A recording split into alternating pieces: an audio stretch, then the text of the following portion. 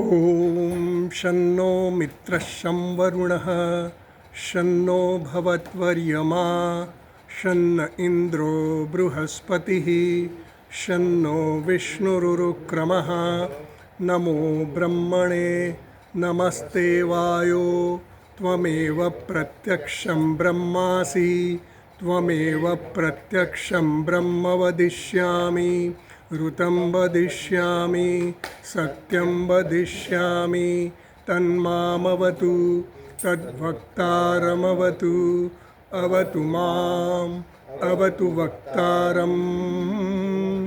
ॐ शान्तिः शान्तिः शान्तिः।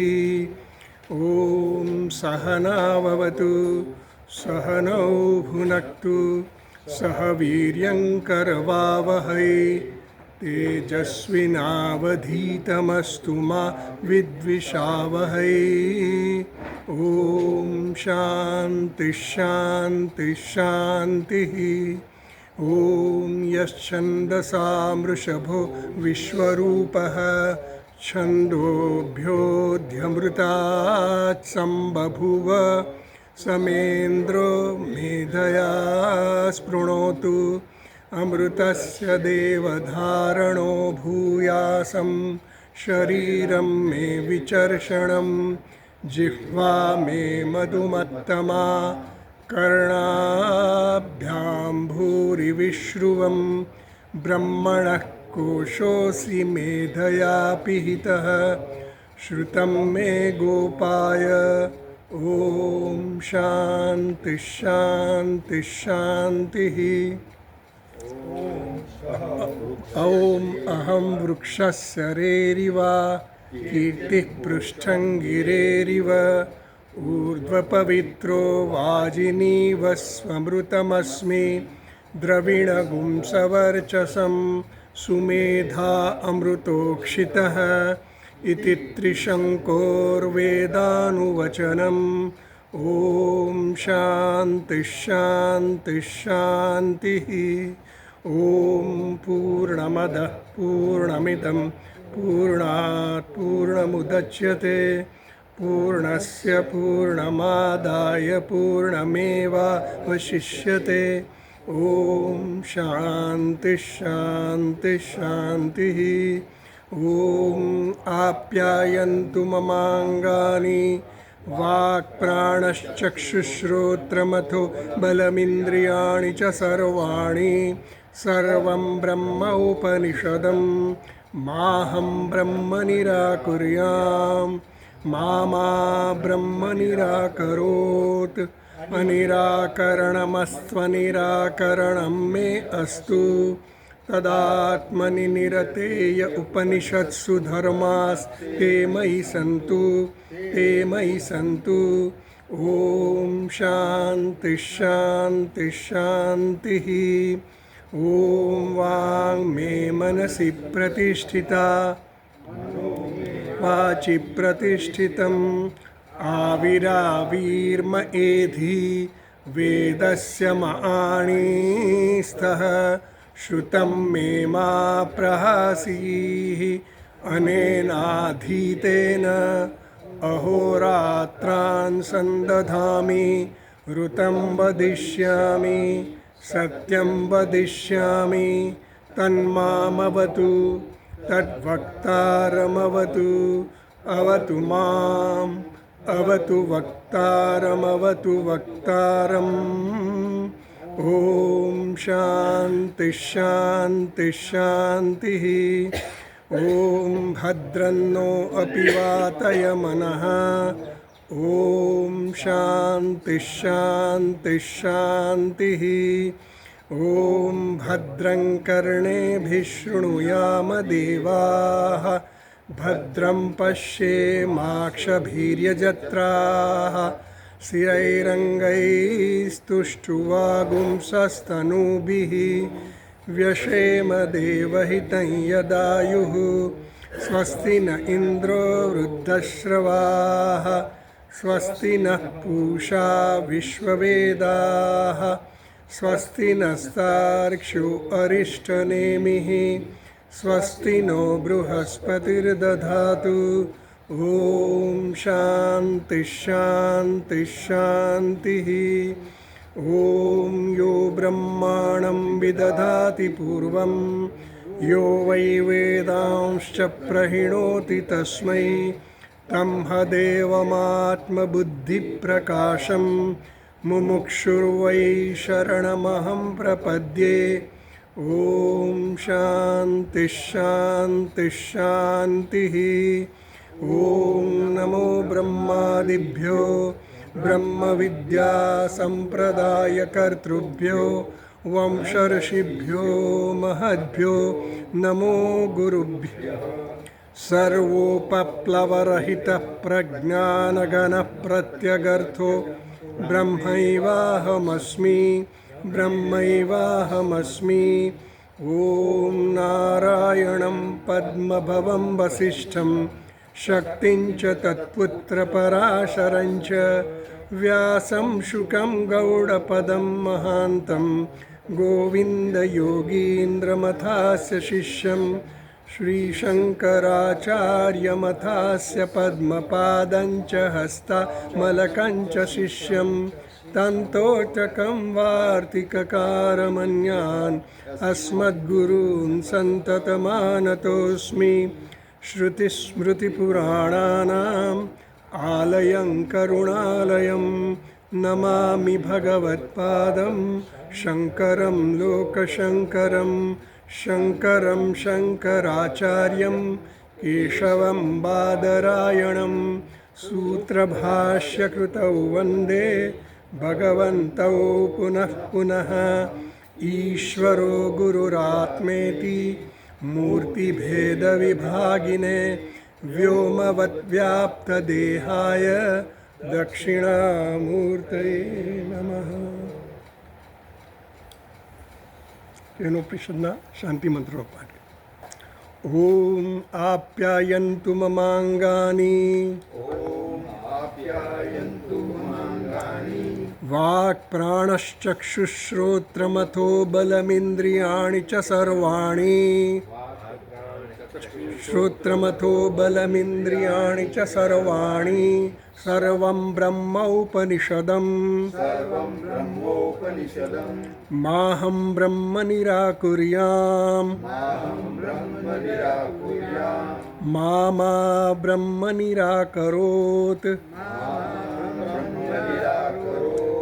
અનિરાકરણમસ્ત્વનિરાકરણં મે અસ્તુ.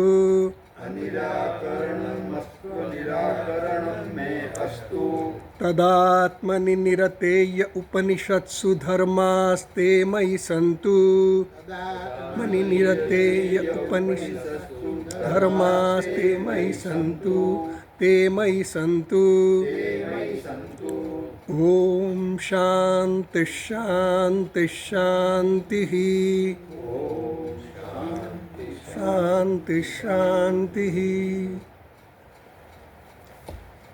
કેન ઉપનિષદ સામવેદની તલવકાર શાખાનું આ ઉપનિષદ કેન ઉપનિષદ બ્રાહ્મણ ઉપનિષદ છે. તો આપણે જોયું આ સંબંધ ભાષ્યમાં કે આ કેન ઉપનિષદ એ 9મો અધ્યાય છે. સામવેદની તલવકાર શાખાનો 9મો અધ્યાય, એને કેન ઉપનિષદ કહ્યું. એની આગળના જે 8 અધ્યાય ગયા એ કર્મકાંડને લગતા હતા. એમાં કર્મ અને ઉપાસનાનું નિરૂપણ થયું. કર્મ કરવાથી શું ફળ મળે, ઉપાસના કરવાથી શું મળે, એ બધું ત્યાં ચર્ચા થઈ ગઈ. હવેનો જે પ્રકરણ છે 9મો અધ્યાય, એ ભાષ્યકાર અહીંયા સંબંધ ભાષ્યથી એવું સ્થાપિત કરે છે કે આ જ્ઞાનકાંડ છે. આ પ્રકરણ પહેલાં આગળના જે 8 અધ્યાય ગયા એના કરતાં એકદમ જુદું છે. એટલે પ્રકરણ જુદું છે એ બતાવવા માટે આ પ્રકરણના અનુબંધ ચતુષ્ટય અને આગળના જે 8 અધ્યાય ગયા એ પ્રકરણના અનુબંધ ચતુષ્ટય અલગ અલગ છે એ કહ્યા આપણને. તો હવે આપણે જોઈએ થોડું ભાષ્યમાં, ગયા વખતે જોયેલું થોડું રિપીટ કરી લઈએ. પેજ નંબર 2 કૈલાસ આશ્રમના પુસ્તકમાં ભાષ્યમાં હું ખાલી વાંચું, તમે સાંભળજો. ચોથી લાઈન વાંચું. સર્વમ એતદ યથોક્તમ કર્મ ચ જ્ઞાનમ ચ સમ્યક અનુષ્ઠિતમ નિષ્કામસ્ય મુમુક્ષોઃ સત્વશુદ્ધ્યર્થમ ભવતિ. એટલે જે આગળ 8 અધ્યાયમાં જે કહેવામાં આવ્યા એ કર્મ અને જ્ઞાન એટલે કે ઉપાસના, એ બંનેનું જે સારી રીતે અનુષ્ઠાન કરે છે એનું ફળ શું કીધું? સત્વશુદ્ધિઅર્થમ, અંતઃકરણની શુદ્ધિ પ્રાપ્ત થાય. અને એ કેવો છે મનુષ્ય? એ મુમુક્ષુ છે. સાધક કેવો છે? મુમુક્ષુ છે અને પાછો નિષ્કામ છે. એટલે એ કોઈ કામનાથી કર્મ કે ઉપાસના કરતો નથી. નિષ્કામ છે અને મુમુક્ષુ છે. એ બે એના સાધકના ખાસ લક્ષણ કીધા. તો એનાથી એ જે કર્મ અને ઉપાસના કરે છે, 8મા અધ્યાય સુધીના જે કંઈ પણ ઉપાસના અને કર્મ આવી ગયા એ, તો એનાથી એની અંતઃકરણની શુદ્ધિ થાય છે. અંતઃકરણની શુદ્ધિ થવાથી શું થાય કે આ પેલું પક્ષી અંદર આવી, બારી ખુલ, ઓ બે પક્ષી આવે, બારી ખુલ નાખ.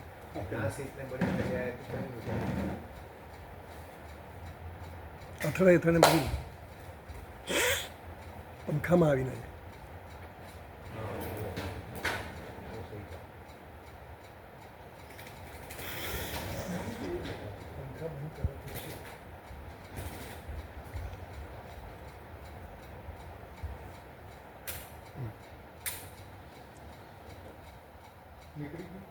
ના ત્યાં ફસાઈ ગઈ.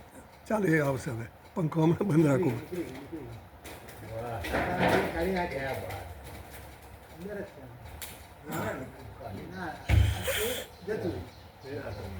બિચારું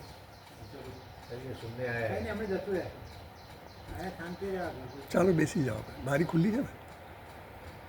બારી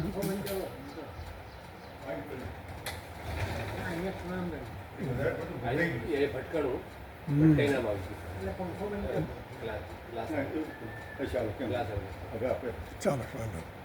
સકામસ્ય તુ જ્ઞાનરહિતસ્ય કેવલાની શ્રૌતાની સ્માર્તાની ચ કર્માણી દક્ષિણ માર્ગ પ્રતિપત્તયે પુનરાવૃત્તયે ચ ભવંતિ.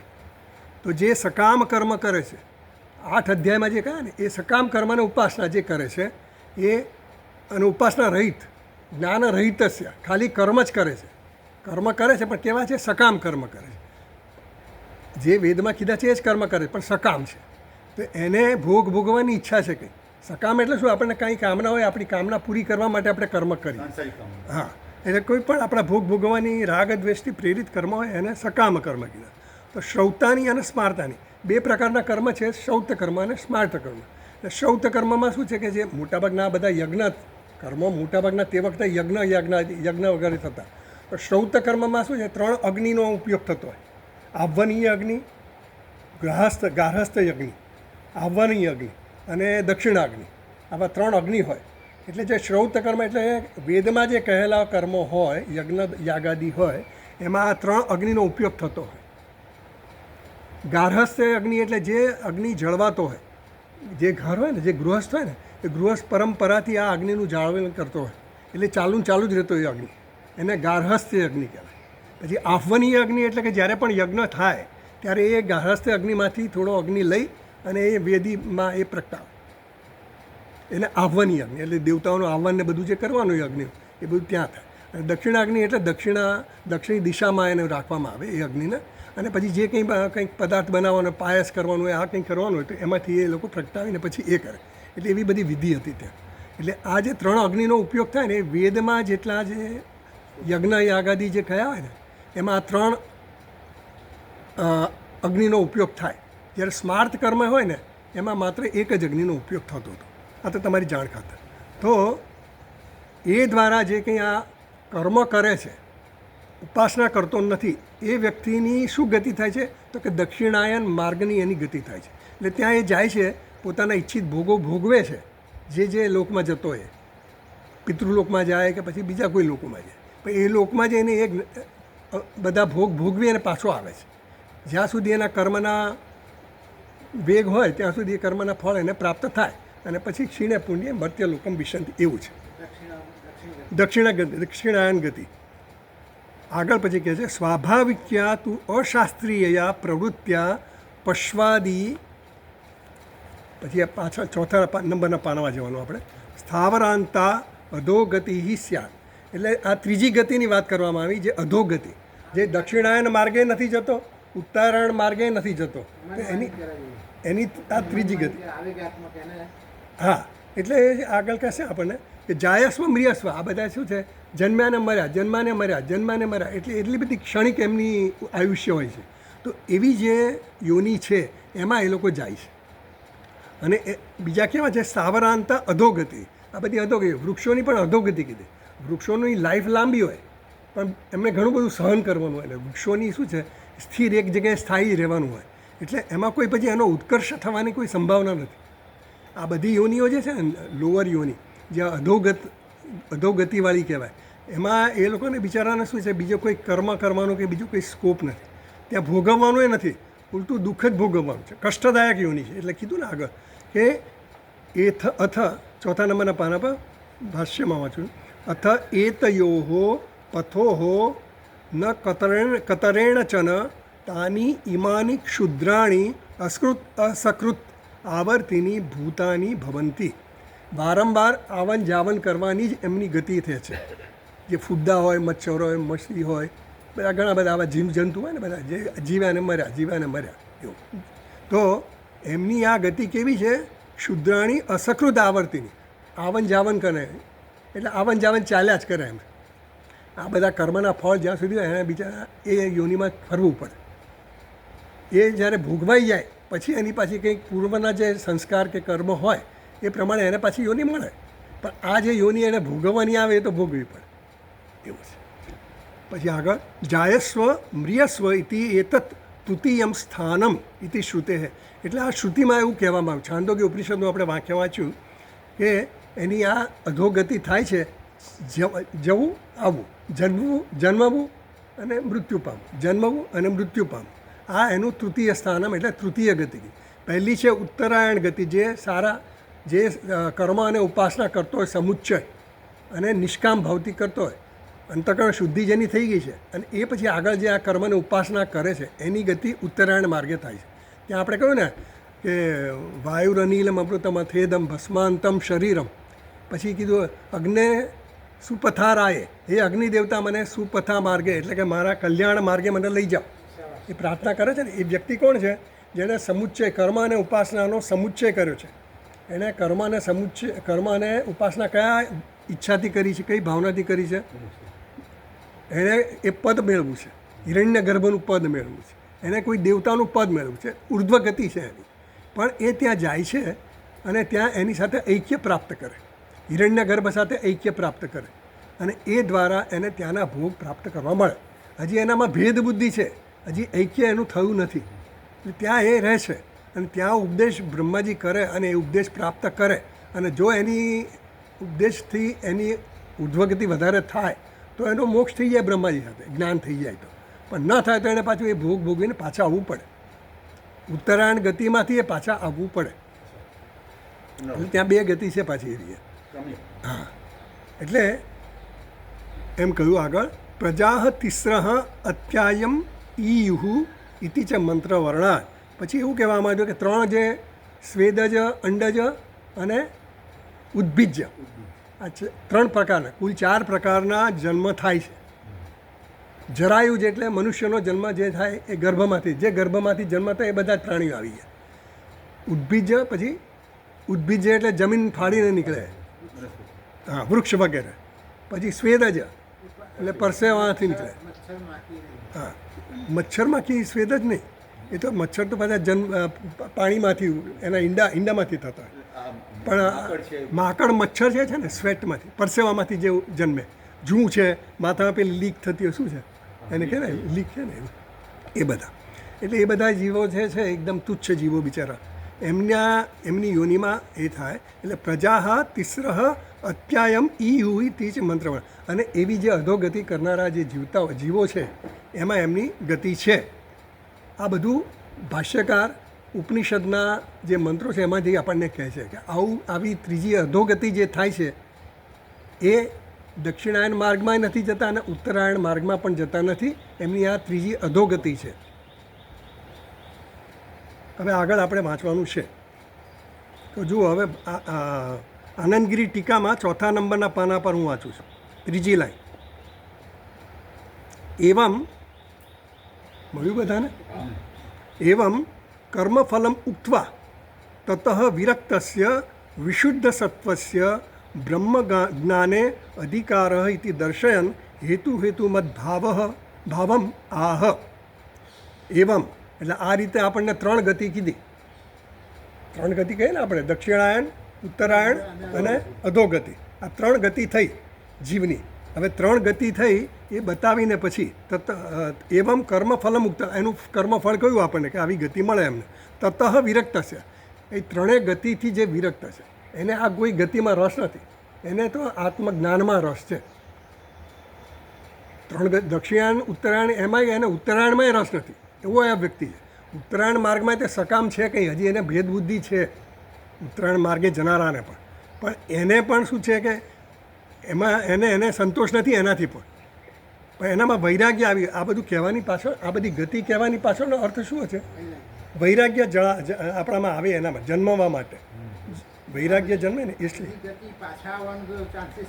હા, કોઈ પણ ગતિમાં જાઓ ને ત્યાંથી પાછા આવી શકો જ્યાં સુધી ભેદ બુદ્ધિ છે.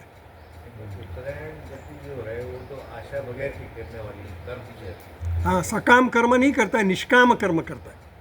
उसके लिए वो निष्काम कर्म करेंगे ना तो उससे उसके राग द्वेष कम होते हैं, अंतःकरण शुद्धि होती है, फिर वो ज्ञान के लिए तैयार होता है. दक्षिणायन में तो वो जो भोगने के लिए जाता है दक्षिणायन मार्ग से, मगर वहाँ से वापस आता है. जब तक उसके पुण्य है भोगने के लिए उतना वो फल भोग के फिर वापस आ जाता है. ऐसी गति. तो एम कहे छे आनंदगिरी टीकाમાં एवं કર્મફલ મુક્ત્વા તતઃ વિરક્તસ્ય વિશુદ્ધ સત્વસ્ય, જેનું અંતઃકરણ શુદ્ધ થયું છે, બ્રહ્મ જ્ઞાને અધિકાર, એનો જ્ઞાનમાં અધિકાર છે. એવું છે કે આપણા અંતઃકરણ શુદ્ધ થાય ને પછી આપણને બીજું કંઈક દુનિયાવી વસ્તુમાં રસ રહે નહીં. જ્યાં સુધી મારામાં રાગ દ્વેષ હોય ત્યાં સુધી મારે કંઈક કરવાની ઈચ્છા થાય, કંઈક પ્રાપ્ત કરવાની ઈચ્છા થાય, કંઈક મેળવવાની ઈચ્છા થાય. પણ જ્યારે રાગદ્વેષ નિર્મૂળ થઈ ગયા છે, જ્યારે મારું અંતઃકરણ શુદ્ધ થયું છે, મને મારાથી સંતોષ છે, હવે મને કંઈ બહુ દુનિયાવી વસ્તુમાં રસ નથી, ત્યારે હવે કેવો છે એ વ્યક્તિ વિશુદ્ધ સત્વ થઈ ગયો. એટલે એને હવે બ્રહ્મ જ્ઞાને અધિકાર, એનામાં વૈરાગ્ય જન્મી ગયો છે. હવે એને દુનિયામાં રસ નથી, એને બધું વ્યર્થ લાગે છે. દુનિયાની વસ્તુનું જે મૂલ્ય હતું ને પહેલાં, એ હવે મૂલ્યનું જતું રહ્યું છે. હવે એને આ બધી વસ્તુઓ વ્યર્થ લાગે, એટલે એમાં વ્યર્થ સમય ગુમાવવો લાગે છે. એમાં મારે હવે ગુમાવવો નથી, મારે હવે મારું કલ્યાણ કરવાનું છે. અને મારું કલ્યાણ શેમાં રહ્યું છે એને હવે ખબર પડી છે. શાસ્ત્રનું શ્રવણ કરે છે, સત્સંગ કરે છે એમાંથી. એટલે બ્રહ્મજ્ઞાને અધિકાર ઇતિ દર્શયન હેતુમદ ભાવ આહ. એટલે હવે આગળના જે 8 અધ્યાય ગયા એ હેતુ બને છે. શેના માટેનો હેતુ બને છે? આનામાં વૈરાગ્ય જન્મવા માટેનો હેતુ બને છે. વૈરાગ્ય જો હોય તો તમે જ્ઞાન માટે તૈયાર થાઓ. એટલે હેતુમત ભાવ. હેતુમત એટલે જે કાર્ય, હેતુ એટલે કારણ, કાર્ય કારણનો ભાવ. એટલે કે આ જે આગલા 8 અધ્યાય ગયા એ કારણ બને છે. શેના માટેનું કારણ બને છે? વૈરાગ્ય જન્મવા માટેનું. વૈરાગ્ય જન્મવાથી શું થાય છે? જ્ઞાન માટે તૈયાર થાય છે. તો જ્ઞાનની પૂર્વ ભૂમિકા એ પેલા 8 અધ્યાય દ્વારા થઈ, અને એ પછી એ જ્ઞાન માટે તૈયાર થયો. એટલે હવે એનો જ્ઞાનકાંડ, જે 9મો અધ્યાય છે જ્ઞાનકાંડ છે, એમાં જ્ઞાનની ચર્ચા આવશે હવે. એટલે હવે એ જ્ઞાન માટે તૈયાર થયો, અધિકારી બન્યો, એટલે હવે એ જ્ઞાનની વાતો આગળ આવશે. એટલે એમ કહે છે કે હવે એને આ છે ને મુમુક્ષુ પણ છે, એનામાં વૈરાગ્ય પણ છે. હવે એને દુનિયાવી વસ્તુમાં રસ નથી, નથિંગ અધર દેન આત્મજ્ઞાન. આત્મજ્ઞાન સિવાય મારે કંઈ જ જોઈતું નથી, એવી એની તીવ્ર ઈચ્છા છે. મોક્ષની જ ઈચ્છા રહી હવે, અને એને તીવ્ર એવો વૈરાગ્ય જન્મ્યો કે આત્મજ્ઞાનથી જ મોક્ષ મળે. આવો એક નિર્ણય એનો થઈ જવો જોઈએ પાછો. તો એમ કહે છે ઇહ કૃતાદ ઇતિ. હવે આગળ વાંચીએ ભાષ્યમાં. વિશુદ્ધ, જો ત્રીજી લાઈન વાંચું છું ભાષ્યમાં, વિશુદ્ધ સત્વ છે. ત્રીજી લાઈન જુઓ. મંત્ર વર્ણાત આપણે વાંચ્યું ને, ઇતિ છે મંત્ર વર્ણાત, પછી વિશુદ્ધ સત્વ છે, ત્યાંથી શરૂ કરું છું. મનુભાઈ મળ્યું? વિશુદ્ધ, ત્રીજી લાઈન. હા, 4 નંબરના પાનામાં ભાષ્યમાં ઇતિ ચ મંત્ર વર્ણાત. પછી આપણે એ સુધી, એટલા સુધી આપણે ડિસ્કસ કરી નાખ્યું. વિશુદ્ધ સત્વસ્ય તુ નિષ્કામસ્ય એવ બાહ્યાત અનિત્યાત સાધ્ય સાધન સંબંધાત ઇહ કૃતાત પૂર્વકૃતાદ વા સંસ્કાર વિશેષ ઉદ્ભવાત વિરક્તસ્ય પ્રત્યગાત્મ વિષયા જિજ્ઞાસા પ્રવર્તતે. હવે કહે છે વિશુદ્ધ સત્વસ્ય તું, પરંતુ તું એટલે શું છે કે હવે પેલા કરતાં આ જરા જુદો છે એ બતાવવા માટે તું, પરંતુ આવું છે પણ આ જે આગળ ગયો ને એ મંત્રમાં જે કીધું એ બધા કરતાં પણ આ જુદો કેવો છે? વિશુદ્ધ સત્વસ્ય, જેનું અંતઃકરણ શુદ્ધ થયું છે એવી જે આ વ્યક્તિ છે. કેવી રીતે અંતઃકરણ શુદ્ધ થયું છે? નિષ્કામસ્ય, પાછો કેવો છે? નિષ્કામ છે, એનામાં કોઈ બીજી કામના, દુનિયાવી કામના રહી નથી. એવ બાહ્યાત અનિત્યાત, આ બહારના જે કંઈ પણ વિષયો છે એ કેવા છે? બધા અનિત્ય છે. હવે અનિત્ય પદાર્થોમાં એને રસ રહ્યો નથી એવી જે વ્યક્તિ, એને હવે વિવેક જન્મ્યો છે. નિત્ય અનિત્ય શું છે? મારી જરૂરિયાત શેની છે? નિત્ય સુખની છે. હું નિત્ય સુખથી જ સંતોષ પામીશ. આ જે સુખ મળે છે બધા દુનિયાવી સુખ એ બધા કેવા છે? અનિત્ય છે. એવો એનો નિશ્ચય થઈ ગયો છે. તો એ નિશ્ચય થયો એનામાં, એ નિષ્કામસ્ય બાહ્યાત અનિત્યાત, શેમાંથી વૈરાગ્ય જન્મ્યો એને? નિત્યાત બાહ્યાત અનિત્યાત સાધ્ય સાધન સંબંધાત. સાધ્ય અને સાધન, બહારના જે કંઈ પણ વિષયો છે ને એ સાધ્ય છે મારા માટે, અને એને માટે હું સાધન શોધતો. તો જે સાધન હોય એ કેવા હોય? આપણા સાધનો કયા છે? બધા જ્ઞાનના કે કર્મના સાધનો જે છે એ બધા કેવા છે? અનિત્ય છે. કર્મ કરું હું કંઈ પણ સાધનથી, મારે મર્યાદિત છે. બધા હાથની મર્યાદા છે, શક્તિની મર્યાદા છે, જોવાની મર્યાદા છે, કાનની સાંભળવાની મર્યાદા છે, બધી મર્યાદાઓ છે. આપણે અમુક વસ્તુ સાંભળીએ, અમુક દૂર સુધીનું જ સાંભળી શકે, પછી ના સાંભળી શકે. બધી મર્યાદા છે આપણી ઇન્દ્રિયોની. જોવાની એ મર્યાદા છે. બધી મર્યાદાથી તમે જે કંઈ પણ ભોગવો છો એ બધું કેવું છે? અનિત્ય છે. એનું પરિણામ શું છે? અનિત્ય છે. તો એમ કહે છે કે બાહ્યાત અનિત્યાત સાધ્ય સાધના, કર્મ કરો તમે એ પણ તમારી કર્મેન્દ્રિયો કે જ્ઞાનેન્દ્રિયો છે એ મર્યાદિત છે. તો મર્યાદિત કર્મ કરો, મર્યાદિત કર્મેન્દ્રિયોથી કરો તો તમને એનું ફળ પણ મર્યાદિત જ મળે. એટલે એમ કહે છે બાહ્યાદ અનિત્યાત સાધ્ય સાધનાત સંબંધાત, સાધ્ય અને સાધનના સંબંધથી ઇહ કૃતાત, આ જન્મમાં કરેલા કર્મો અથવા તો પૂર્વકૃતાત વા પૂર્વજન્મના કે આ જન્મના સંસ્કાર વિશેષ ઉદ્ભવાત, આ બધા એનામાં પછી આવા પૂર્વના અથવા તો આ જન્મમાં કંઈક સત્કર્મો કર્યા હોય અને સત્કર્મો દ્વારા એનું અંતઃકરણ શુદ્ધ થયું હોય, એનાથી સંસ્કાર વિશેષ સંસ્કાર એનામાં જન્મ્યા છે. હવે એ એના માટે તૈયાર થતું. ઉદ્ભવાત વિરક્તા, એટલા માટે એનામાં વિરક્તતા આવી છે. વૈરાગ્ય એનામાં જન્મ્યો છે. પ્રત્યેક આત્મ વિષયા જિજ્ઞાસા, અને પછી વૈરાગ્ય જન્મ એટલે શું થયું? પ્રત્યેક આત્મ વિષયા જિજ્ઞાસા પ્રવર્તન. હવે એને જ્ઞાનની ઈચ્છા થઈ, આત્મજ્ઞાન મેળવવાની જ ઈચ્છા થઈ. એટલે આ વૈરાગ્ય જન્મવાનું કે એમને નથી થયું.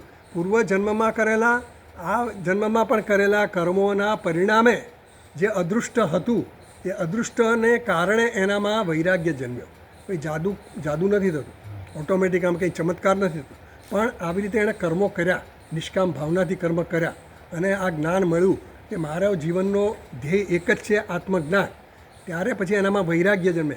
દુનિયાવી વસ્તુની અનિત્યતાનો એને જ્ઞાન થયું. એટલે હવે અનિત્ય પદાર્થો પાછળ દોડતો બંધ થયો એનું. કારણ કે આપણી છે ને દોડ ક્યાં હોય છે? બધે આપણે લાગણી સ્તરે દોડીએ, ક્યાંક લાગણીથી આપણે જોડાયેલી, એટલે આપણા મનના સ્તરે આપણે ઘણી બધી જગ્યાએ જોડેલા.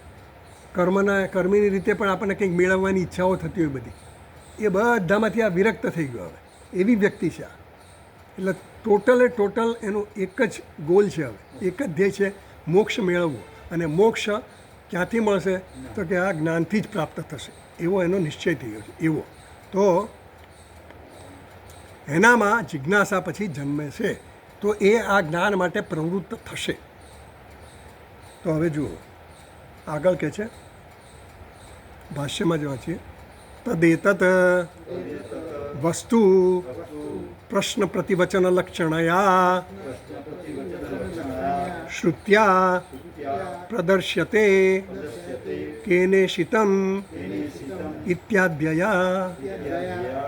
તો હવે ભાષ્યકાર એમ કહે છે તદેતદ વસ્તુ, આ જ વસ્તુ એટલે આ વિરક્ત થયો આ વ્યક્તિ, એ વિરક્ત જે વ્યક્તિ છે, તદેતદ વસ્તુ, એને હવે આત્મજ્ઞાનની જ ઈચ્છા છે.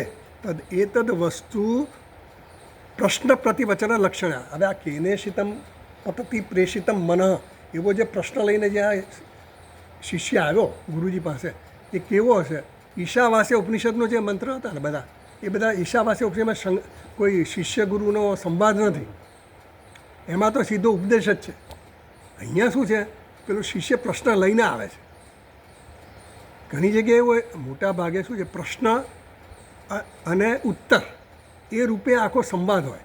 જેમ અર્જુન ભગવાનને પ્રશ્ન કરે અને ભગવાન એનો જવાબ આપતા જાય, એમ પ્રશ્નોત્તરના રૂપે જ આપણા ઉપનિષદોમાં મોટા ભાગે બધા પ્રશ્નો અને ઉત્તરના રૂપમાં જ હોય સંવાદો, જેથી કરીને આપણને સહેલાઈથી સમજ પડે. પ્રશ્નો ઉત્તર જે કંઈક શિષ્ય પ્રશ્ન કરે, અને આટલા બધા ઉપનિષદો, દરેક પ્રશ્નોપનિષદમાં 6 શિષ્યો, જ્ઞાની શિષ્યો ગયા ગુરુજી પાસે, પિપ્પલાદ ઋષિ મુનિ પાસે, અને એ 6 જણાએ પ્રશ્ન પૂછ્યા. નારદ મુનિ ગયા છાંદોગ્યમાં, તમે સાંભળો છો ને? નારદ મુનિ ગયા કોની પાસે ગયા? સનતકુમાર પાસે ગયા. સનતકુમાર પાસે જઈને પ્રશ્ન કર્યો કે મારી પાસે 64 વિદ્યાનું જ્ઞાન છે, પણ છતાંય મને એ ખાલી નામ માત્ર જ્ઞાન છે, મને સંતોષ થતો નથી, અને તરતી શોકમ આત્મવિદ એવું મેં તમારી જેવા જ્ઞાનીઓ પાસેથી, ઋષિઓ પાસેથી સાંભળ્યું છે. તો મારે શોકથી પાર ઉતરવું છે, એના માટે મને જ્ઞાન જોઈએ છે. કે આત્મવિદ શોકમ તરતી એવું મેં સાંભળ્યું છે, એટલે મારે આત્મજ્ઞાન જોઈએ છે. બધા 64 વિદ્યા એટલે એનું લિસ્ટ આપ્યું છે, તમે આપણે વાંચીએ તો આપણને એકેમાં આપણે આવીએ નહીં. પણ એવો હોવા છતાં પણ આપણે તો અહીંયા જાણે બહુ મોટું આપણે બળાશા હોય આપણી પાસે તો કંઈ છે જ નહીં આમ જોઈએ. એટલે એ નારદ મુનિ જાય છે, ત્યાં પણ પ્રશ્ન ઉત્તરની વાત છે. એમ શ્વેતકેતુ અને ઉદ્દાલકનો પણ પ્રશ્ન ઉત્તર. પછી પ્રજાપતિ અને ઇન્દ્ર અને પેલો વિરોચન જાય છે, એમાં પણ પ્રશ્ન ઉત્તર. એટલે આપણા બધા ઉપનિષદમાં આ સંવાદ એવી રીતે આવે છે, જેથી કરીને આપણને સરળતાથી સમજાય.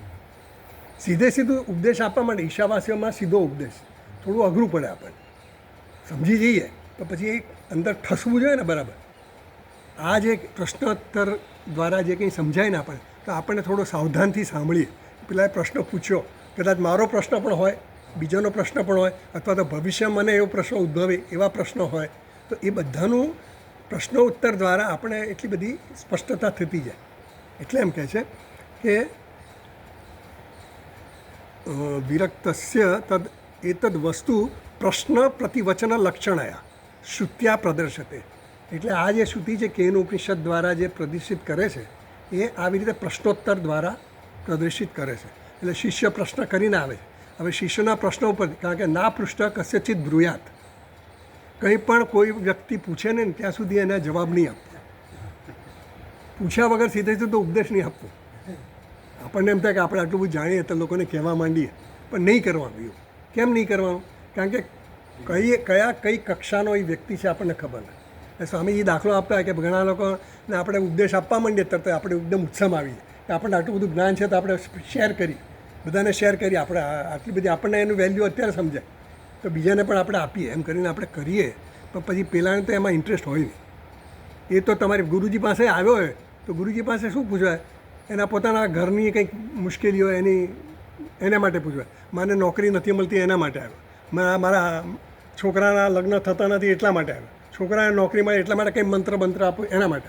સીધો તમે આ જ્ઞાનનો ઉપદેશ કરવા માંડો તો એ નહીં કરવાનું. ના પૃષ્ઠ કસ્યચિત બ્રુયા. એટલે એ કઈ કક્ષાનો વિદ્યાર્થી છે, કઈ કક્ષાનો સાધક છે, એ જોઈને પછી એટલે એને પ્રશ્ન પૂછવા દો કે મને આ પ્રશ્ન છે, તો પછી એ પ્રમાણે જવાબ આપવા.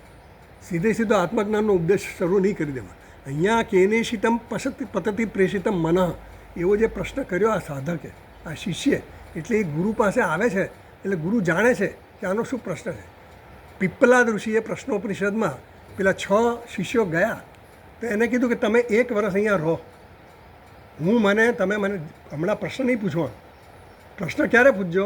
1 વર્ષ પછી અહીંયા ગુરુકુળમાં રહો, સેવા કરો, યજ્ઞ યાગાદી કરો, જે તમને સેવા આશ્રમમાં સોંપવામાં આવે કરો 1 વર્ષ સુધી. પછી તમે મને પ્રશ્ન પૂછજો, અને જો મને પ્રશ્નોનો જવાબ આવડશે તો હું જવાબ આપીશ. આપણે તો અહીંયા ન આપો તો કંઈ નહીં, બીજા ક્યાં બેઠા નથી, કેટલાય છે બધામાં. એટલે આટલી બધી તત્પરતા હોવી છે. પહેલી વસ્તુ શું છે, આ તત્પરતા બહુ મહત્ત્વની વસ્તુ છે. આપણને જ્ઞાનની તત્પરતા હોવી છે. એટલે ભગવાને કીધું ને, શ્રદ્ધાવાન લભતે જ્ઞાનમ તત્પર સંયતેન્દ્રિય. ઇન્દ્રિયો પર પણ સંયમ હોવો જોઈએ. પછી ઇન્દ્રિયો બહાર ભટકતે ચાલો ચાલતા પૂછતા જઈએ અહીંયા શું ચાલે છે, ચલો અહીંયા ચાલો આ જોતા, એવી રીતે જ્ઞાન ન થાય. ભલે આપણે થોડા સંસ્કાર મળે એનાથી, પણ જેને ખરેખર આ જ જોઈએ છે એના માટેની વાત છે. તત્પરતા હોવી જોઈએ. હા, પ્રત્યક્ષ કરો એમાં ઘણો ફેર પડી જાય. તમારું કોન્સન્ટ્રેશન અહીંયા જુદી રીતનું હોય, ઘરમાં જુદી રીતનું હોય. ઘરમાં ઘણી બધી આપણને સગવડો મળતી હોય, અહીંયા તો એકદમ આપણે કડક રહીને બેસવું પડે, એક જ વસ્તુ કરવાની છે. ત્યાં તો પછી આડું ઓળું બધું ઘણું ચાલતું હોય ને બધું, એટલે એક વાતાવરણનો ફેર પડે ડેફિનેટલી. એટલે એમ કહે છે કે આ જે વ્યક્તિ છે એ પ્રશ્નોત્તર દ્વારા કેને શિતમ પતતિ પ્રેષિતમ મના એવો પ્રશ્ન કરીને આવ્યો આ શિષ્ય. બરાબર. તો એમ કહે છે અહીંયા જુઓ, હવે ભાષ્યમાં આપણે જોઈએ, અરે આનંદગીરી ટીકામાં જોઈએ, ચોથી લાઈન, ચોથા પાના પર ચોથી લાઈન, સાધ્ય સાધન સંબંધાત વિરક્તસ્ય ઇતિ સંબંધ. એ આપણે કીધું કે આ વિરક્ત જે છે વ્યક્તિ, જેનામાં વૈરાગ્ય જન્મ્યો છે, એ કેમ જન્મ્યો છે? કારણ કે આગળના 8 અધ્યાયમાં જે કર્મ અને ઉપાસના જે કરવાના તે કરીને આવ્યો છે, એટલે એણે એ કરી નાખ્યું છે. અને એનું સાધ્ય હવે આત્મજ્ઞાન છે. એના માટેનું શું હવે છે? એની પૂર્વ તૈયારી થઈ ગઈ, અંતઃકરણ શુદ્ધિ થઈ ગઈ છે, ચિત્તની એકાગ્રતા થઈ ગઈ છે. એ સાધ્ય અને સાધન આગળ 8 અધ્યાય સાધન હતા, અને હવે એનું સાધ્ય શું છે? આ આત્મજ્ઞાન. તો એ રીતનો સંબંધ 8મા અધ્યાય, 8 અધ્યાય સુધીના, પહેલેથી 8 અધ્યાય પ્લસ 9મા અધ્યાય, એ બેનો સંબંધ આ રીતનો છે, કાર્યકારણ સંબંધ. આગળના અષ્ટાધ્યાયી 8 અધ્યાય ગયા, એ કારણ બન્યું શેના માટેનું? આને આ રીતે તૈયાર કરવા માટેનું. એટલે હેતુમત ભાવ કહેવાય. તો સંબંધાત વિરક્ત એટલે એનામાં વૈરાગ્ય જન્મ્યો છે. હવે વૈરાગ્ય જન્મ્યો એ જ વ્યક્તિ આવું પ્રશ્ન પૂછે. નહીં તો આપણે જઈને શું પૂછીએ? સ્વામીજી, મને આ મારા પ્લોટનો જરા ગડબડ થઈ છે, તો મારે કંઈક મંત્ર આપો ને તો એ કંઈક છૂટું થાય. મારા છોકરાને કંઈક સારી સર્વિસ મળે એના માટે કંઈક મંત્ર આપો ને, હું શું કરું, ક્યાં જવું? તો કે તું આટલા રૂપિયા કર, અહીંયા કર, આમ કર. એવું પછી આપે આપણે સ્વામીજી ઉપાય આપે, એવું નથી ના આપે. પણ આપણે કંઈક વસ્તુ લઈને જઈએ છીએ મનમાં, અને શું પ્રશ્ન છે આપણો, એ પ્રમાણે સ્વામીજી આપણને જવાબ આપે. સીધું પછી સ્વામીજી કે આત્મજ્ઞાનનો ઉપદેશ ના આપે, તો બધું મિથ્યા છે ને આમ જેમ કરવા માટે. સ્વામીજી, મને એમાં રસ જ નથી, મારો છોકરો, મારો દીકરો, મારી સંપત્તિ બધું મિથ્યા કેવી રીતે હોય? એટલે એ બધી વસ્તુ ત્યાં ના ચાલે. એટલે એની પ્રશ્નની ઉપર એના ઉપદેશ થાય એ પ્રમાણે. એટલે એમ કહે છે તત્ર નિમિત્તસ્ય અદૃષ્ટસ્ય અનિયતત્વમ આહ. એટલે વૈરાગ્ય જન્મવાનું કારણ અદૃષ્ટ છે.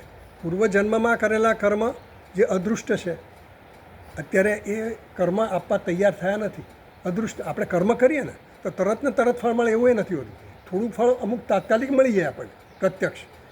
કોઈને ભૂખ્યાને તમે જમાડો તો તમને તાત્કાલિક સંતોષ થાય કે મેં જમાડ્યો, પહેલાંને સંતોષ થાય જમાડ, પણ એનું એક પુણ્યનું ફળ પણ મળે પાછું. એ અદૃષ્ટ. એવા અદૃષ્ટ કેટલાય પૂર્વજન્મના સંસ્કાર એવા બધા જમા થયા હોય, અને આ જન્મના પણ તમે પુણ્ય કર્મ કર્યા હોય, એ જમા થયા. એ બધો જમા થયા પછી એ શેમાં પરિવર્તન? વૈરાગ્યમાં પરિવર્તન થવું જોઈએ. મારી ઈચ્છા વૈરાગ્ય જમવાની હોવી જોઈએ. મારે શું જોઈએ છે? આત્મજ્ઞાન જોઈએ છે. એટલા માટે હું એ રીતે જ કર્મ કરું. નિષ્કામ ભાવના જે કીધી ને, એટલે કોઈ મારી સ્વાર્થ પ્રેરિત કર્મ નથી કરતો. મારી ઈચ્છા જ્ઞાન પ્રાપ્ત કરવાની છે, પણ એના માટેની તૈયારી રૂપે એ આ કરે છે.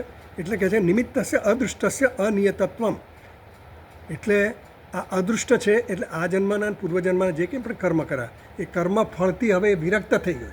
એને કોઈ દુનિયાવી કર્મ ફળમાં ઇન્ટરેસ્ટ નથી એવો જે છે. પછી આગળ વાંચું છું આનંદગીરી ટીકામાં, કર્મ ફલાત વિરક્તસ્ય બ્રહ્મ જિજ્ઞાસા ભવતી ઇતિ અત્ર અન્ય સંવાદમ આહ. ભાઈ, તમે એવું કહો છો કે જેનામાં વૈરાગ્ય જન્મ્યો એ વ્યક્તિ જે છે, જેનામાં વૈરાગ્ય જન્મ્યો એનામાં બ્રહ્મ જિજ્ઞાસા જન્મી, એવું તમે કઈ રીતે કહો છો? એને જન્મવી જ જોઈએ એવું ખરું?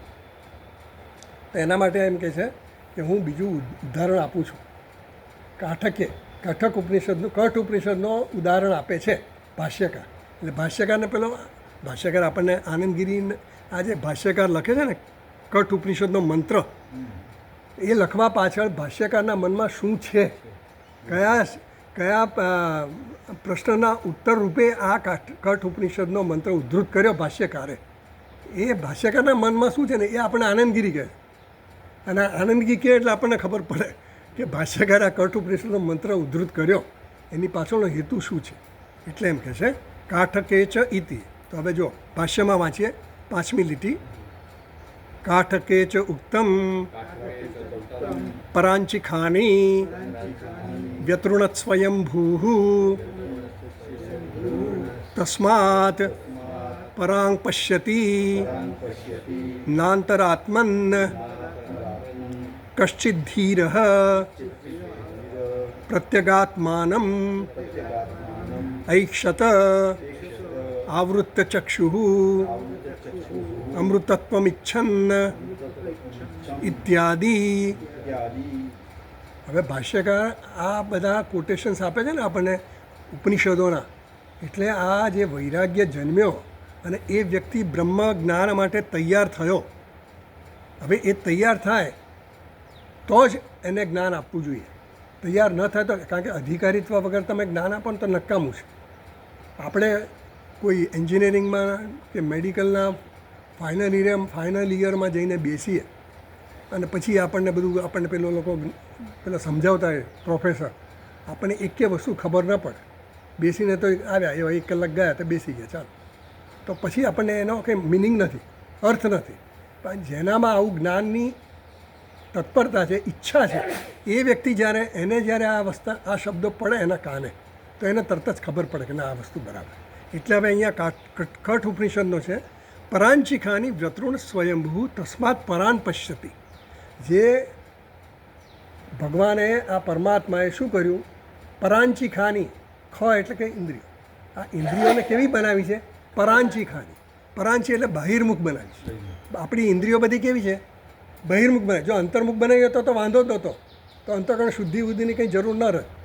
તો આપણું આંખ બંધ કરો અને આપણી આંખ અંદરના દર્શન કરો આત્માના. પણ બહિર્મુખ બનાવી. એનું કાન પણ શું છે? બહારના અવાજ જ સાંભળે, અંદરના અવાજ આપણે ન સંભળાય. આંખો બંધ કરીને તમારો ઓમકાર સાંભળો હોય, અંદર ઓમ ઓમ ઓમ થાલ ચાલે છે, સંભળાય છે? નથી સંભળાય. કાન બંધ કરીને સાંભળો, સંભળાય છે? તોય નથી સંભળાય. બહારના અવાજ સંભળાય, અંદરના અવાજ ન સંભળાય. એટલે બહિર્મુખતા એટલી બધી છે. ઇન્દ્રિયો બધી કેવી છે? બહાર જ એની પ્રવૃત્તિ છે. એટલે જ્યાં સુધી બહિર્મુખ છે ત્યાં સુધી આંતર્મુખ થવા માટેના એના સ્કોપ ઓછા છે. એટલા માટે અંતર્મુખ થવાની વાત છે. કર્મ પણ એવી રીતે કરવાના કે જેથી કરીને અંતઃકરણ શુદ્ધિ થાય. એટલે કે રાગ દ્વેષ જે આપણને બહિર્મુખ રાખે છે એમાંથી મુક્ત થઈએ. અને ઉપાસના એટલા માટે કરવાની કે મન જે ચંચળ છે એને થોડું સ્થિર કરીએ. તો એમ કહે છે પરાંચિખાની વ્યતૃણત સ્વયંભૂ. વ્યતૃણત, ભગવાને આની હિંસા કરી નાખી. વ્યતૃણત એટલે નાશ કરી નાખી, બિચારા એને તકલીફ કરી નાખી. આ દરેક મનુષ્યને એની ઇન્દ્રિયો કેવી બનાવી? બહિર્મુખ બનાવી. અને બહિર્મુખ બનાવીને આની હિંસા કરી નાખી. એટલે એને દુઃખી કરી નાખ્યા. હિંસા કરીને, એટલે ભગવાન કે એવી હિંસા ના કરે, પણ કહેવાની વાત છે કે એને બહિર્મુખ બનાવીને જાણે કે व्यतृणत. व्यतृणत मीन्स उसको डैमेज, हिंसा कर दिया, उसको डैमेज किया. मीन्स उसको जिस अंदर देखना चाहिए वो बाहर दिखती रहती है, वो बाहर विषयों में घूमती रहती है. तो ये जे છે વ્યતૃણત સ્વયંભૂ પરમાત્માએ આ ઇન્દ્રિયોને બહિર્મુખ બનાવીને એને હણી નાખી.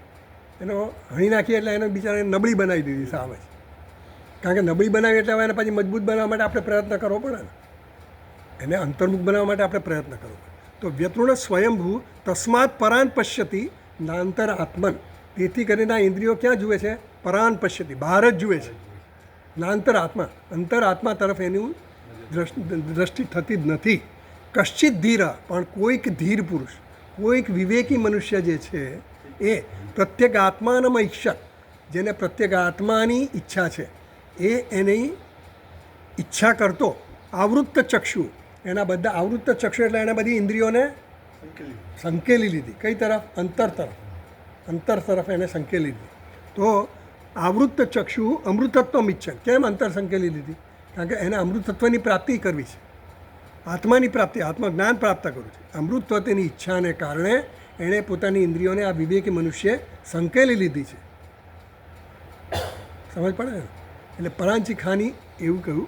એટલે એમ કહે છે ભગવાન ભાષ્યકાર કે આવું કહ્યું છે એટલે આવો જે વિરક્ત છે, આવો જેણે આ બહિર્મુખતામાંથી અંતર્મુખ બની ગયો છે, એવો વિવેકી મનુષ્ય છે, એ હવે આ આત્માનું ચિંતન કરવા માટે તૈયાર થઈ ગયો છે. એટલે ત્યાં વિરક્તની જરૂર પડી. બહારની વસ્તુમાંથી વિરક્તિ ન આવે ત્યાં સુધી તમારે અંતર્મુખ થવાય નહીં.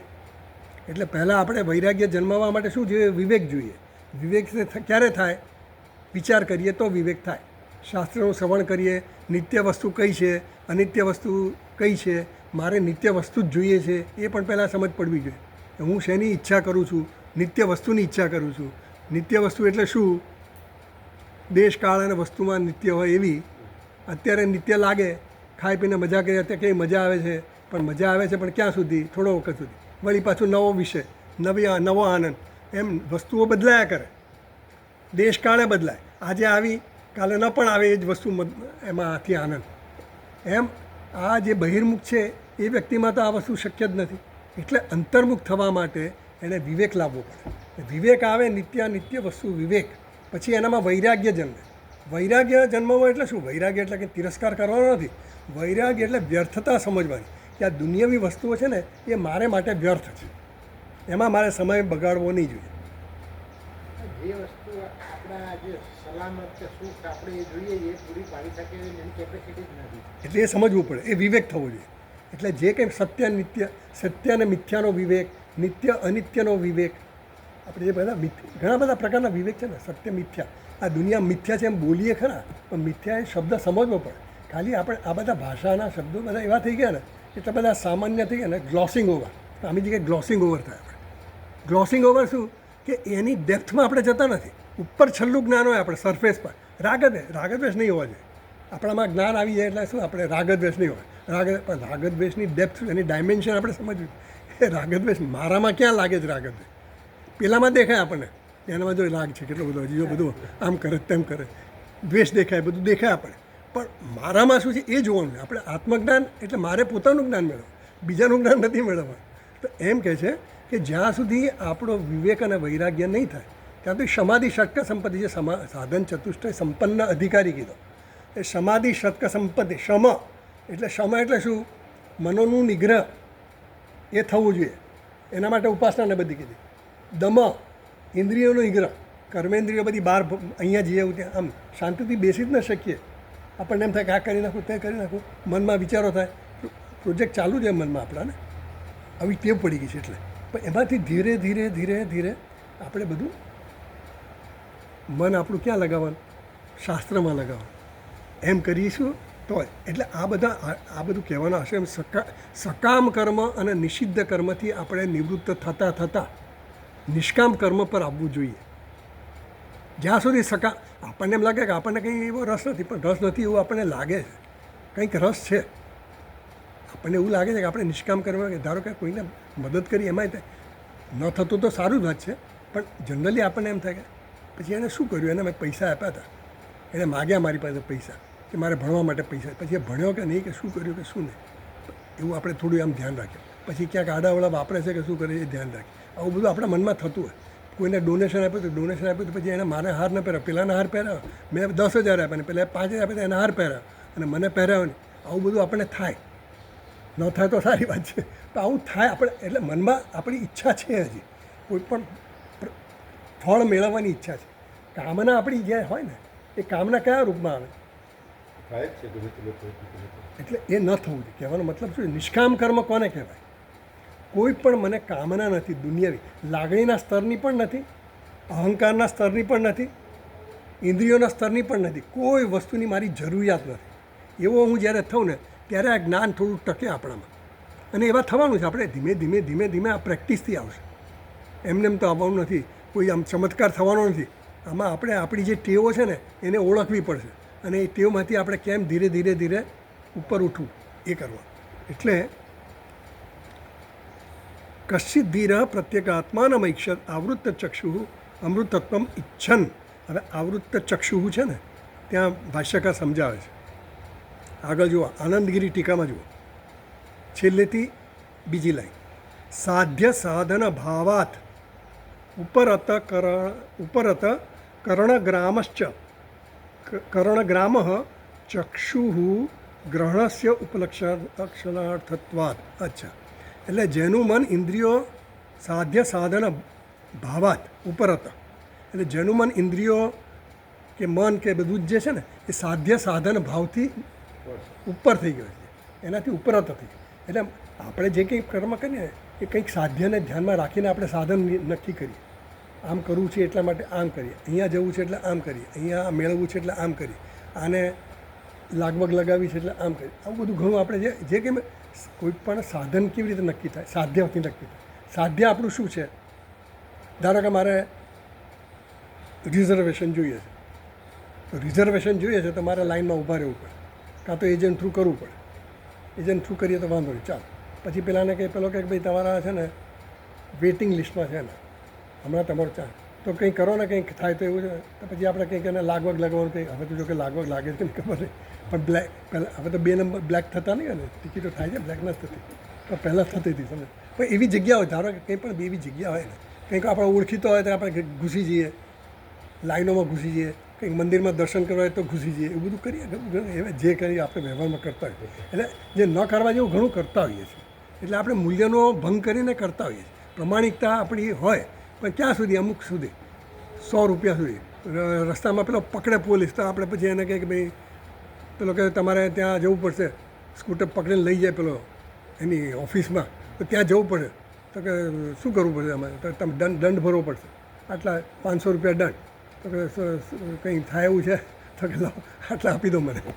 તો આપણે એવું કરતા હોઈએ, શોર્ટકટ કરતા હોઈએ. એટલે આપણને એવું થાય કે ભાઈ એવો ટાઈમ બગાડવો શું ને આમ, ભલે આપણું જન્યુને એવું કારણ હોય, આપણે એને લાંચ આપવામાં રસ ન હોય, તો આપણને બીજું કંઈ કામ આપણે કરવું હોય ને એટલા માટે એને આપી દઈએ આપણે. એટલે એવો એ લોભ હોય છે આપણે. એટલે મૂલ્યનું પાલન કરવું એવું સહેલું નથી. સત્ય, અહિંસા બધું કહેવું સારું છે, પણ કરવું બહુ અઘરું છે બધું જ. મૂલ્યોના પાલનથી જીવન જીવવું બહુ અઘરું છે. પછી આપણે શું કે પ્રેક્ટિકલ નથી યાર, એવું નહીં કરવાનું, આપી દેવાના પૈસા. ઇલેક્ટ્રિક કનેક્શન જોયું તો એ પેલો કે ભાઈ તમે મને 5000 રૂપિયા આપશો ને તો હું તમને કનેક્શન બીજે દિવસે આપી દઈશ. હવે આપણે મશીનરી લાવીને બેઠા હોય, એ બધું ઘરમાં હોય બધું, અને વ્યાજ ચડતું હોય, પછી આપણે લાઈનમાં એપ્લિકેશન આપીએ ને લાઈનમાં લાગે તો મહિનો લાગી જાય. તો શરૂઆતમાં તો આપણે કહીએ કે ચાલ ભાઈ આપણે તો પ્રિન્સિપલી આપણે નહીં ચાલે, આપણે તો લાઈનમાં ભલે 1 મહિનો થાય એનો વાંધો. પછી વ્યાજ ચડે ને વ્યાજનો માર પડવા માંડે ને ત્યારે આપણને એમ થાય પહેલાં 5000 આપી દેવા સારા, એવું થતું હોય. એટલે આવું આપણને થયું છે. એટલે હું તમને કહું છું કે પછી છે ને આપણે બહુ સિદ્ધાંતને પકડીને ચાલીએ ને ત્યારે પછી આપણે ધીરજ ખૂટી જાય છે. એટલે કશિત ધીર એ ધીર થવું બહુ અઘરું છે, આવૃત્ત ચક્ષુ થવું બહુ અઘરું છે. એટલે આ બધી પ્રેક્ટિસ કરવી સહેલી નથી. મૂલ્યોનું પાલન છે ને અઘરું છે. કોના માટે અઘરું છે? જેને નથી કરવું એના માટે. જેના આધ્યાત્મિક મૂલ્ય છે ને એના માટે પછી આ મૂલ્ય જ પાળવું જ પડે. અને અઘરું તો અઘરું પણ મારે કરવું છે. ગાંધીજીએ અહિંસાનું અને સત્યનું મૂલ્ય જાળવી રાખ્યું. એ રીતે એમણે કર્યું આ બધી જે કંઈ કરી સ્વતંત્રની લડતને. પણ એમાં એમણે ઘણું બધું સહન કરવાનું આવ્યું અને ઘણા બધા દોષો એની પર આવે. હવે એમની જે સત્ય અને અહિંસાની સમજ જે હોય, દુનિયાની સમજ જુદી હોય. જો સત્ય અહિંસાની સમજ દરેકની પોતપોતાની હોય, સામાન્ય સમજ જે કંઈ હોય એ ખરી, પણ મૂલ્યોની એટલે દરેક મૂલ્યોની જુદી જુદી સમજ હોય. એ પ્રમાણે આપણે છે ને આપણે પણ એમાં થોડા કન્સેશન લેતા હોઈએ. આ બધા મૂલ્યોને તો આપણે ભંગ કરતા હોઈએ. તો એમ કહે છે કે આવો જે વિવેકી મનુષ્ય ને એનામાં જ આ વૈરાગ્ય જન્મે. વૈરાગ્ય એમને જન્મતો જ નથી. વૈરાગ્ય જન્મવા માટે બહુ બધું કરવું પડે છે. એટલે એમ કહે છે કે સાધ્ય સાધન ભાવાત ઉપરત કરણગ્રામશ્ચ ચક્ષુ ગ્રહણસ્ય ઉપલક્ષણ તત્વાત અન્વય વ્યતિરેક સિદ્ધત્વમ ચ આહ. એટલે કે અન્વય વ્યતિરેકથી જે વસ્તુ સિદ્ધ થઈ એ સાધ્ય સાધનથી પણ જે વિરક્ત થઈ ગયો છે. સાધ્ય સાધનની જરૂર ક્યારે પડે? જ્યારે બહિર્મુક્ત હોય ને ત્યારે સાધ્ય સાધનની જરૂર પડે. અંતર્મુખ જે વ્યક્તિ છે એને કંઈ જોઈતું નથી દુનિયાવી વસ્તુ. હવે એનું સાધ્ય તો આત્મા જ છે, આત્મજ્ઞાન જ છે. એટલે હવે એને કોઈ બહારની વસ્તુનું સાધનની જરૂર નથી. એટલે એ કેવો થયો છે? આવૃત્ત ચક્ષુ થયો છે. તો એવમ હિ, હવે આગળ આપણને કહે છે એવમ હિ. એટલે હવે હજી આગળ તો એવમ હિ પછી આવે છે, પણ ભાષ્યકાર હજી મુંડક ઉપનિષદનો મંત્ર કોટ કરે છે. તો આપણે જોઈએ. આ પ્રખ્યાત મંત્ર છે. આ પણ પરીક્ષલોકાન કર્મચિતાન બ્રાહ્મણો નિર્વેદમાયાત નાસ્તિયકૃત કૃતેન તદ્વિજ્ઞાનાર્થમ સગુરુમેવાભિગચ્છેત સમિત્પાણિ શ્રોત્રિયમ બ્રહ્મનિષ્ઠમ ઇત્યાદ્યા આથર્વણે ચ આથર્વણે છે અથર્વણે આ છે બે અવાગ્રહ છે ને એટલે આથર્વણે પરીક્ષલોકાન કર્મચિતાન બ્રાહ્મણો નિર્વેદમાયાત આ મુંડક ઉપનિષદનો મંત્ર એટલે શિષ્ય આ શિષ્યની જ વાત છે. આ શિષ્ય કેવો છે? પરીક્ષલોકાન કર્મચિતાન, એણે બધી પરીક્ષા કરી લીધી. પરિતઃ ઈક્ષણમ, પરિતઃ એટલે ચારે બાજુથી એણે હવે બધું જોઈ લીધું. મેં જોઈ લીધી દુનિયા આખી. હવે કઈ રીતે જોઈ લીધી? કોઈના પર વિશ્વાસ નહીં કરવો એવી રીતે જોઈ લીધી આપણે કે કોઈના પર વિશ્વાસ નહીં કરવો, સગા દીકરા પર પણ વિશ્વાસ નહીં કરવો. અર્થમ અનર્થમ ભાવે નિત્યમ, આ પૈસા છે ને બહુ બતાવવો નહીં કોઈને, નહીં તો પછી માગ કરશે, આમ કરે. એ બધું જોઈ લીધું આપણે. પણ આ તો વિરક્ત માણસની વાત. એણે શું જોઈ લીધું કે આ જે કંઈ પણ સુખ મને મળે છે, જે કંઈ પણ કર્મ દ્વારા ફળ મળે છે, એ બધા કેવા છે? અનિત્ય છે. મારી જરૂરિયાત શું છે? આ બધા વ્યર્થ છે. મારી જે કંઈ પણ પ્રયત્ન, જે કંઈ પણ હું કરું છું, એ બધા શેના માટે કરું છું? અનિત્ય માટે કરું. તો એ બધું વ્યર્થ છે એવું સમજે. એવું પરીક્ષા કરી એણે લાગણીના સ્તરે કે જે કંઈ પણ મને પ્રાપ્ત થાય છે, કર્મ કરવાથી પ્રાપ્ત થાય, ઉત્પાદ્ય, સંસ્કાર્ય, આપ્ય, વિકાર્ય, કર્મથી જે કંઈ બધું મળ્યું, આ ચાર વસ્તુ જુદી જુદી રીતે મળી, એ બધાની એણે પરીક્ષા કરી લીધી. કર્મથી મને આ ચાર વસ્તુ મળે છે, એમાં મને રસ નથી. હવે કર્મથી ઉત્પાદ્ય નથી જોઈતું, કર્મથી વિકાર્ય નથી જોઈતું, કર્મથી આપ્ય નથી જોઈતું, કર્મથી મને સંસ્કાર્ય કંઈ જોઈતું નથી. કેમ નથી જોઈતું? કારણ કે મને ખબર છે આત્મા કેવો છે, શુદ્ધ છે, નિત્ય છે. એ મારો પોતાનો આત્મા જ છે, હું જ છું, મારું સ્વરૂપ જ છે. એટલે એને કંઈ પ્રાપ્ત કરવાનો નથી, એ તો પ્રાપ્ત જ છે. દુનિયાની કોઈ પણ વસ્તુ છે કેવી છે? અપ્રાપ્તની પ્રાપ્તિ છે. આ કેવો છે? પ્રાપ્તસ્ય પ્રાપ્તિ છે. આપણે આગળ આવી ગઈ ઉત્પાદ્ય, આપ્ય, વિકાર્ય અને સંસ્કાર્ય. એટલે આ ચાર વસ્તુ કર્મથી આપણને પ્રાપ્ત. ઈશાવાસ્ય ઉપનિષદમાં સંબંધ ભાષ્યમાં આ બધું આવી ગયું અને વારંવાર આવશે. વિકાર્ય, આપ્ય, સંસ્કાર્ય, ઉત્પાદ્ય, આપ્ય. આપ્ય મીન્સ પ્રાપ્ત કરનાર. આપ્ય, વિકાર્ય, સંસ્કાર્ય, ઉત્પાદ્ય. આ ચાર વસ્તુ કર્મ દ્વારા આપણે મેળવી શકીએ. હવે આ જે વ્યક્તિ થયો વિવેકી જે છે, જેનામાં વૈરાગ્ય જન્મ્યો છે, એને આમાંની કોઈ વસ્તુ જોઈતી નથી. આપણે જે કંઈ પણ કર્મ કરીએ ને આ ચાર વસ્તુને અંતર્ગત હોય. તો આને હવે વૈરાગ્ય જન્મ્યો છે એટલે એમ કહે છે કે પરીક્ષા લોકાન કર્મચિતાન, કર્મ દ્વારા પ્રાપ્ત થતા જે કંઈ પણ લોકના સુખ છે, આ લોકનું સુખ, પિતૃલોકનું સુખ, સ્વર્ગલોકનું સુખ. સ્વર્ગલોકનું સુખ પણ કેવું છે? આપ્ય જ છે. એ પ્રાપ્ત કરેલું છે. મેં કેવી રીતે પ્રાપ્ત કર્યું? કર્મ દ્વારા. કર્મ આપણે કરીએ, ઉપાસના કરીએ, જે કંઈ પણ કર્મ કર્યો એ દ્વારા મારી ઈચ્છા શું? એ ભોગ ભોગવવાની છે, સ્વર્ગના ભોગો ભોગવવા છે, આની કરતાં વધારે સારા સુખ ભોગવવા. તો એના માટેની એટલે કર્મચિતાન. બ્રાહ્મણ, હા, બ્રાહ્મણ એટલે વિચારશીલ વ્યક્તિ જે છે, વિવેકી જે છે, એની વાત છે. નિર્વેદમ આયા, એને એમાં વૈરાગ્ય જન્મે. એ માણસમાં વૈરાગ્ય જન્મ્યો. નિર્વેદ એટલે વૈરાગ્ય. નિર્વેદમ આયાત, નિર્વેદ એટલે એનામાં નિર્વિણ્ણ. એટલે હવે એને કોઈ રસ નથી. હવે બીજી વસ્તુઓમાં રસ નહીં દુનિયા. નાસ્તિ અકૃત. કેમ નિર્વેદ કેવી રીતે આવ્યો? વૈરાગ્ય શેમાંથી જન્મ્યો? નાસ્તિ અકૃત કૃતેન, કૃતેન કર્મણા, કર્મ કરવાથી. અકૃત એટલે કે મોક્ષ. મોક્ષ કર્મથી નથી મળતું. મોક્ષ જ્ઞાનથી જ પ્રાપ્ત. જ્ઞાનથી પણ પ્રાપ્ત એટલે પ્રાપ્ત છે, પ્રાપ્તિ છે. એનું ખાલી જાણવાનું છે. એની આગળના જે આવરણો છે એને દૂર કરવાના છે. આપણી જે ગેરસમજ છે એને દૂર કરવાની છે. એ તો પ્રાપ્ત છે જ. એટલે નાસ્તિ અકૃત કૃતેન કર્મણા, એટલે કર્મ દ્વારા જે આ ચાર વસ્તુ પ્રાપ્ત થાય એનાથી આ પ્રાપ્ત થાય નહીં. કોણ ન પ્રાપ્ત થાય? અકૃત પ્રાપ્ત ન થાય. અકૃત એટલે શું? મોક્ષ. મોક્ષ પ્રાપ્ત થાય નહીં. કર્મથી મોક્ષ પ્રાપ્ત થાય નહીં એવો એનો નિશ્ચય થઈ ગયો. એટલે એનામાં વૈરાગ્ય જન્મ્યો છે. વૈરાગ્ય ક્યારે જન્મે? મારે કર્મ દ્વારા કંઈક પ્રાપ્ત કરવું છે, કંઈક મેળવવું છે, એવું કંઈ છે જ નહીં. હવે એણે હવે સમજી લીધું છે. એટલે એણે પરીક્ષા કરી લીધી છે. એવી વ્યક્તિ જાય પછી એને શું કહે છે? તદ વિજ્ઞાનાર્થમ સ ગુરુમેવા બી ગચ્છે. હવે એ મોક્ષ રીતે એને આત્મજ્ઞાન જોઈએ છે. તો આત્મજ્ઞાન માટે ક્યાં જવું ભાઈ? શાસ્ત્ર વાંચવા બેસી જવાનું? તો કે નહીં, ગુરુમેવા બી ગચ્છે. એને ગુરુ પાસે જ જવું જોઈએ. એવકાર કીધા. ગુરુ પાસે જ જવું પડે. અને ગુરુ પાસે જવું જ જોઈએ એવું છે. એટલે એ વકાર 3 જગ્યાએ લાગે છે. ગુરુ પાસે જ જવું જોઈએ ફરજિયાત અથવા તો ગુરુ પાસે જવું જ જોઈએ. એનામાં ઈચ્છા જન્મી, જિજ્ઞાસા જન્મી, તો એણે હવે જ્ઞાન મેળવવા માટે ગુરુ પાસે જ જવું જોઈએ. એવી એનામાં હવે એવી ઈચ્છા જન્મી છે કે મારે હવે આ જ જોઈએ, બીજું કંઈ જોઈતું નથી દુનિયામાં. તો એ કેવા ગુરુ પાસે હવે શ્રોત્રિયમ બ્રહ્મનિષ્ઠમ, જે શ્રોત્રિય છે અને બ્રહ્મનિષ્ઠ છે એવા ગુરુ પાસે જવું જોઈએ. આડાવાળા ગુરુઓ પાસે ન જવાય, નહીં તો પછી બધા ઘણા બાપુઓ હોય ને એમાં ફસાઈ જાય. એટલે આપણે આ શંકરાચાર્ય મહારાજે ત્યાં બધી ઘણી ચર્ચા કરી. એટલે આ શ્રોત્રિય અને બ્રહ્મનિષ્ઠ ગુરુએ હોવા જોઈએ.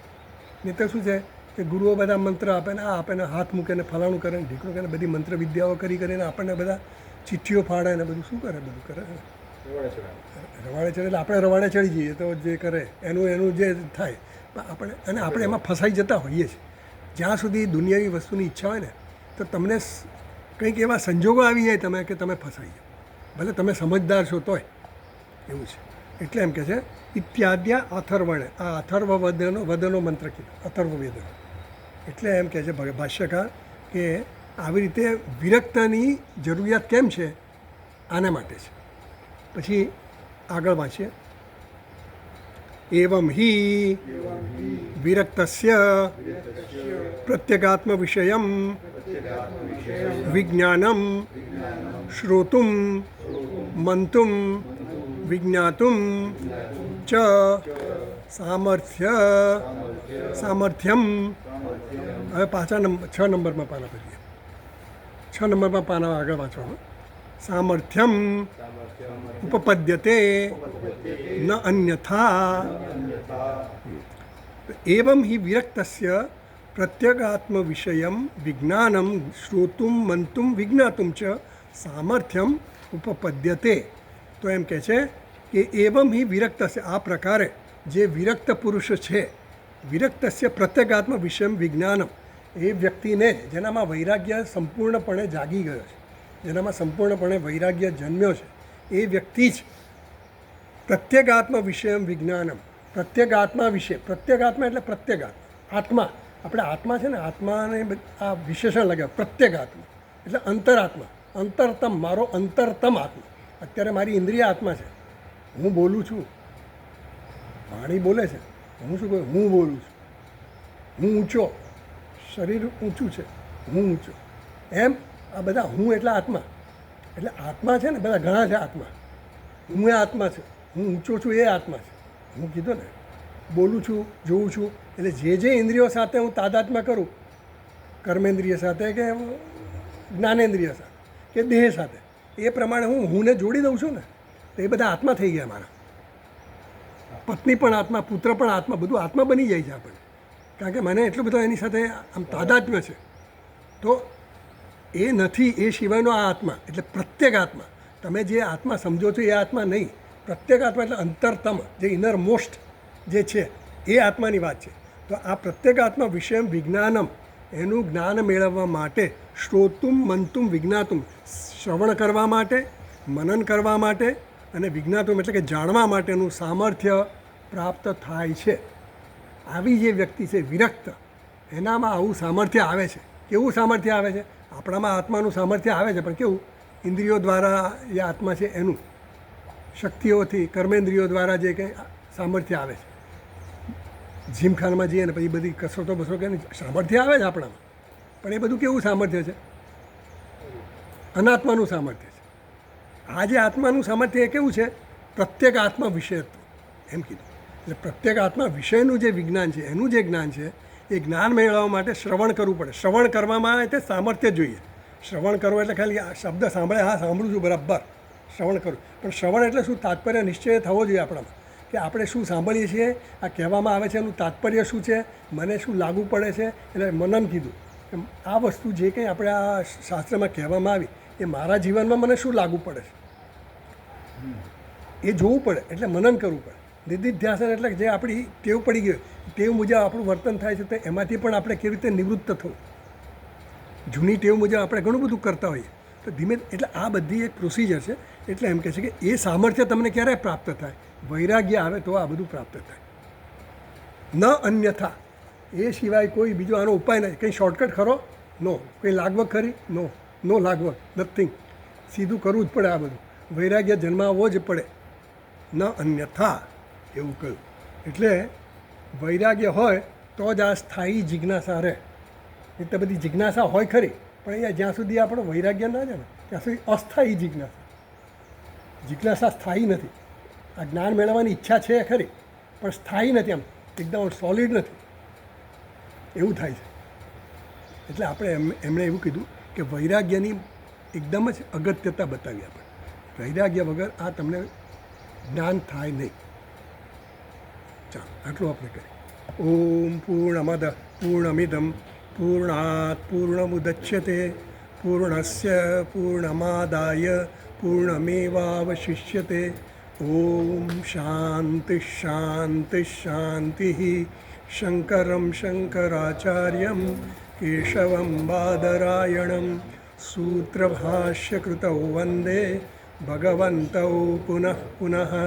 ઈશ્વરો ગુરુરાત્મેતિ મૂર્તિભેદવિભાગિને વ્યોમવદ્વ્યાપ્તદેહાય દક્ષિણામૂર્તયે નમઃ. ઓમ શાંતિ શાંતિ શાંતિ. હરિ ઓમ શ્રી ગુરુભ્યો નમઃ. હરિ ઓમ.